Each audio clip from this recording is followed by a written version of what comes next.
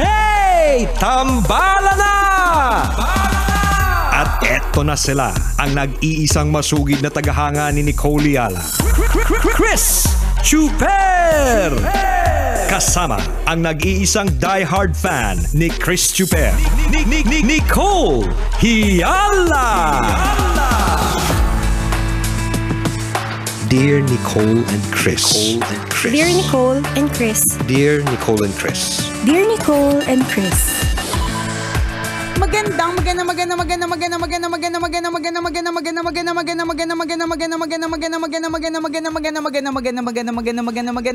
morning, Luzon, Visayas at Mindanao Metro and Mega Manila. It's a feel good Friday. Hi partner.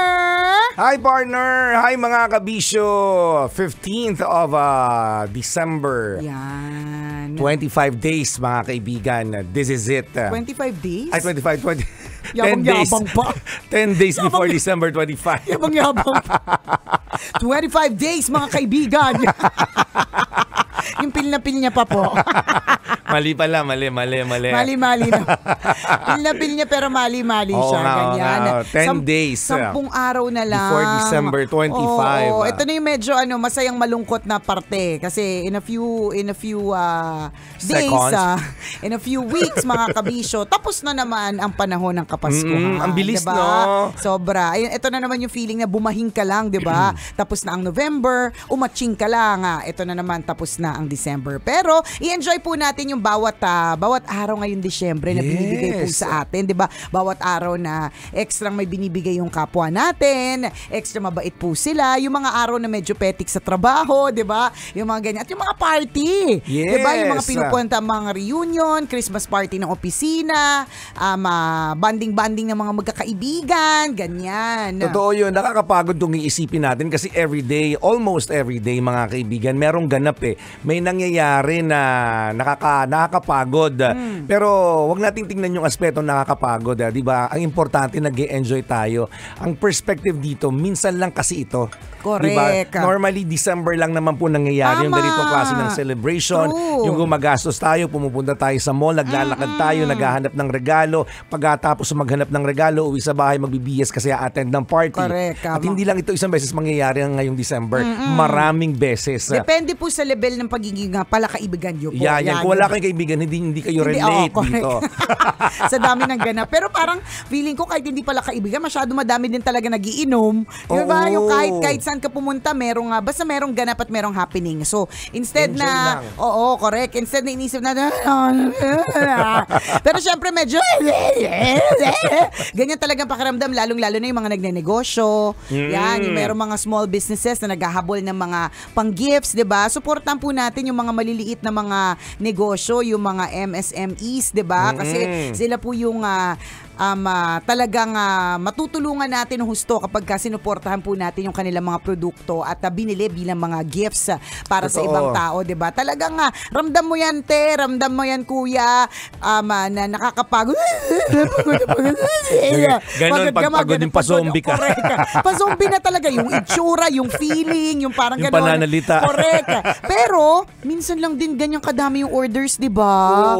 Minsan lang din naman ganyan kayo kalagi kapuyat, hindi ba't lagi the rest of the year panay ang reklamo kasi konti ang orders, wala masyadong kita, 'di ba? Alam mo tayong mga Pilipino, sala sa init, sala sa lamig. Hindi naman Pilipino, tao, 'di ba? Kapag walang kita at wala masyadong ginagawa, nagreklamo. Yan. Ngayon kapag naman, ang dami-daming kailangan gawin, ang daming kailangan tapusin, ang daming kailangan puntahan, ang dami ding reklamo.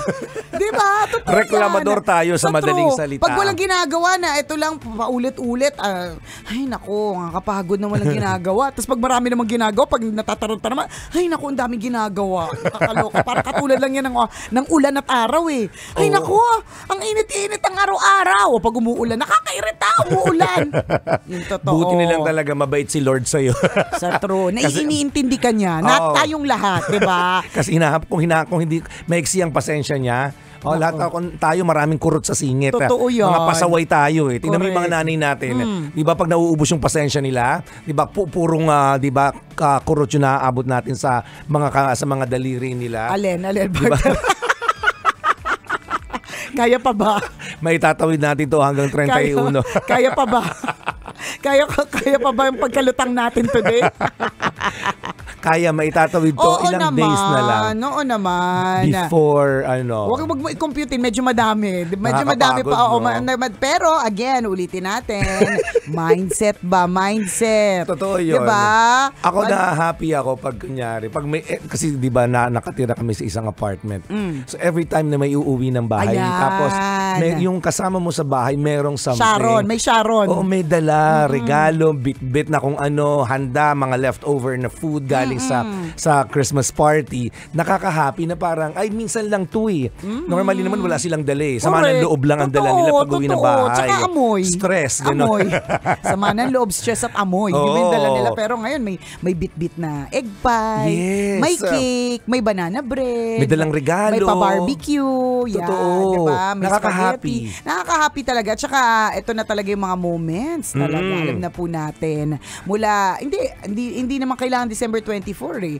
Mula ngayong first week of December, yung spaghetti na paulit-ulit na pong iniinit, di ba? Mabuhay mga spaghetti. Pagod kaya na po sila. Kakasangkot siya. Totoo. Kung pagod ka, paano na yung spaghetti patuloy mong iniinit ng iniinit. Gracious. Pero totoo, ulitin po namin, it's just a matter of mindset, di ba? Yes. Isipin mo na lang, minsan lang naman to eh. Minsan lang naman tong kapaguran na to, minsan lang naman tong parang mayat-mayang ganap na ito, di ba? I-enjoy mo na lang. Sa halip na magreklamo kasi again, minsan lang yan. At hindi naman sa nananakot. Malay mo. Last mo na to. Hindi naman sa nananakot. Kaya tumatawa tayo. Pero malay mo, hindi pa rin walang makakapagsabi. Nakakatakot, baka mamaya ikaw pala to. Di ba? Hindi totoo naman.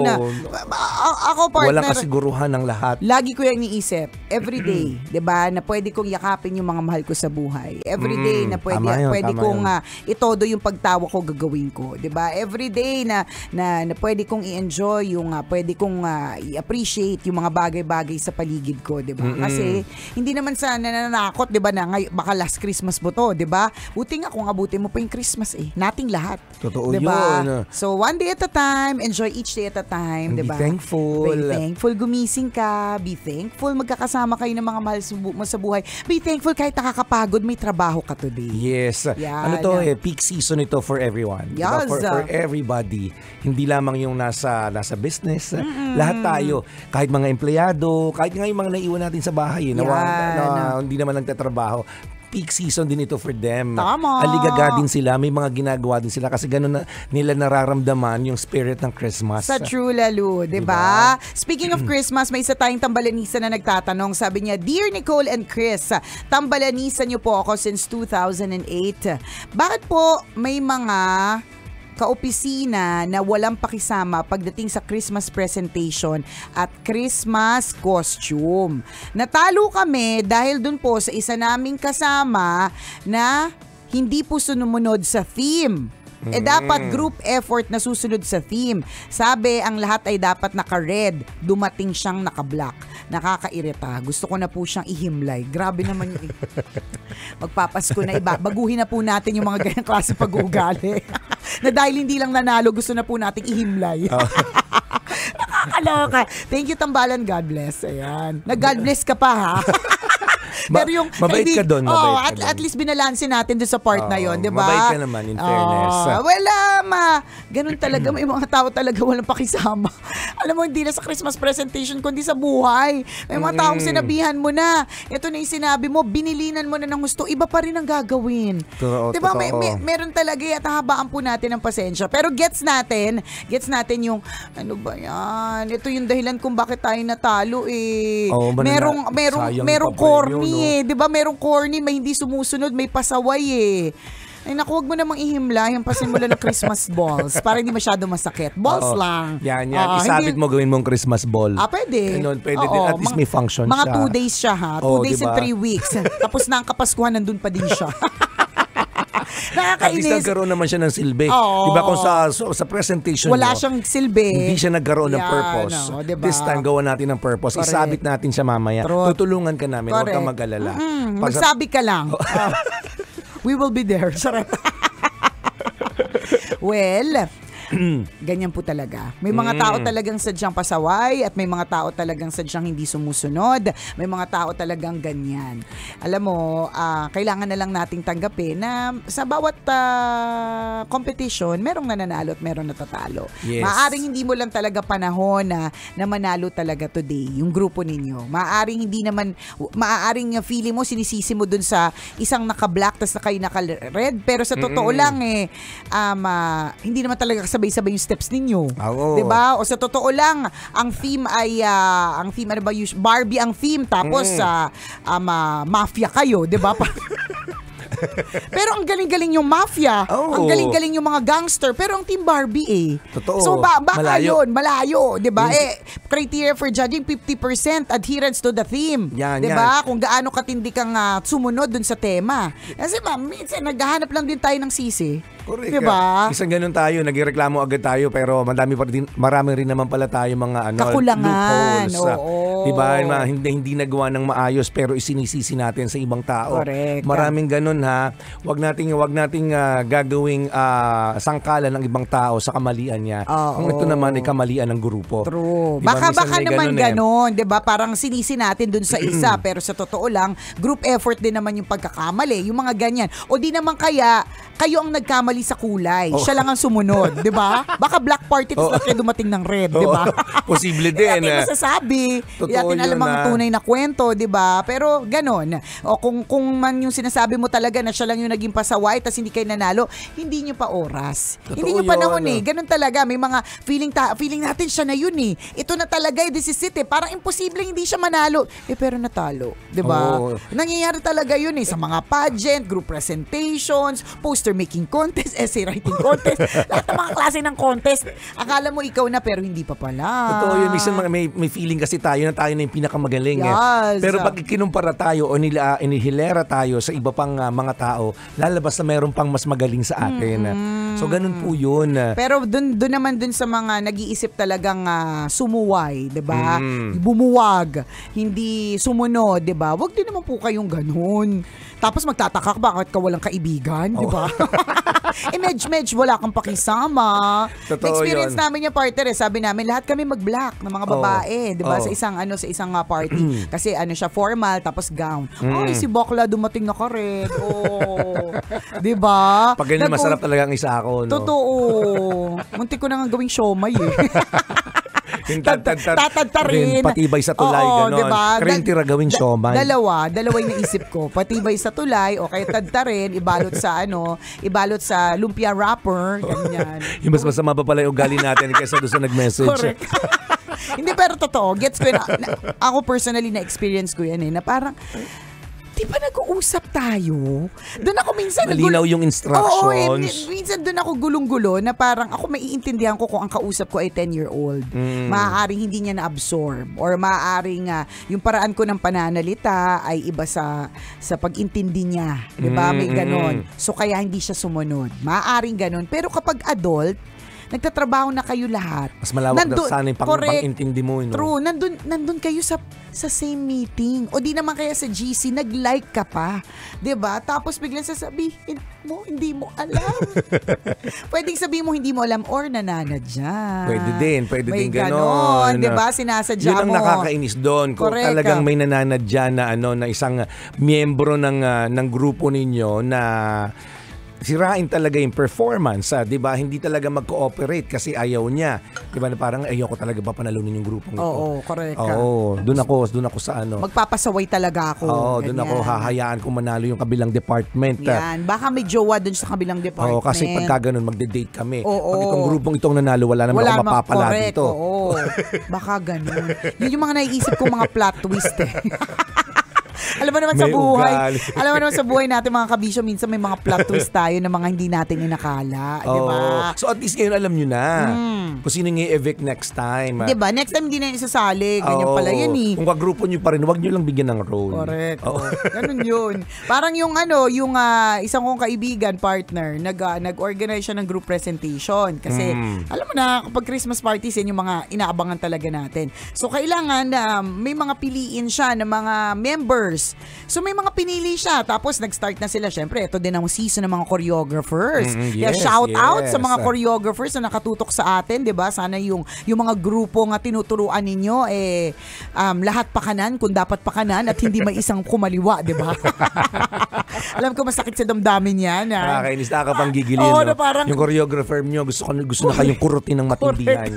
Yung pinong-pino. Sa true talaga. Yung mga ganyan, di ba? So, season din ng mga choreographer. So, yun yung eksena nung kaibigan ko, nag-gather siya ng mga tao, ganyan. So, may choreographer. Meron talaga siya mga ini-evict partner. Kapag tingin niya, pamparami lang sila. Meron kasi talagang... Hindi bali ng marami kung ikugulo lang naman ng performance. Meron kasi talagang give na give. Oh. 'Di ba? Meron talagang sobrang tindi talaga nilang magbigay ng kanilang todo-todong paghataw, 'di ba? Meron din naman pamparami lang, just pampanggulo, 'di ba? Pag ganun, matik sa choreographer, ano na yun, evicted na yun. Oo, di ba? Siyempre hindi kaya i-evict ng choreographer partner kasi hindi naman niya empleyado. Pero yung kaibigan ko talagang super evict talaga. Ano sabi niya, kayo na lang gumawa ng props. Ganun. Pwede din naman eh. Oo At may mga taong correct, may mga taong ang pakinabang nila ay gumawa ng props. Ang pakinabang nila ay maging ano ba mga usual? Taga-bit-bit. Correct, di ba? Diba, Totoo. tagahawak ng gamit kasi kailangan yun na pag nagpe-perform o kung diba? taga-bit-bit ng props, so kailangan na anong tawag dito? Matibay. O kayo yung poppers. Yung diba? popper, Siguraduhin mo puputok yan. Kadalasan yan na talaga. lang yung role mo. Hindi ka mo, sumala sa napakaraming rehearsal. So make sure ito, magawa mo ng tama. True lalo at walang halong eclaru. So good luck po sa lahat ng mga performances sa inyong Christmas parties. Bye-bye! This portion was brought to you